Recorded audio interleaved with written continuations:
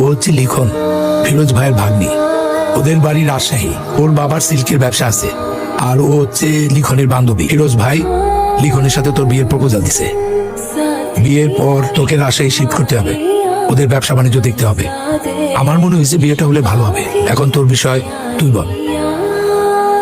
ভাই আমার মনে হয় ওর আগে নিজেরা কথা বলবে। এখানে এসে বসেন।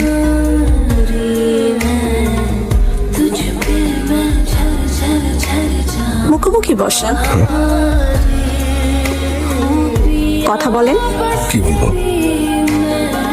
যে কোনো কিছু প্রশ্ন করেন। আচ্ছা, বিয়ের পরে কি আপনি থাকবেন? সব কথা আপনি বলবেন? তা কেন? সাইন ল্যাঙ্গুয়েজ শিখে নেবেন আপনি। না, আমি ভাবতেছিলাম একটা সঙ্গে আরেকটা ফ্রি প্যাকেজ সিস্টেম। একটা কথা হয়তো আপনারা জানেন না, আমি কিছুদিন আগে জেল থেকে বেরিয়েছি। মার্ডার কেসের আসামি ছিলাম।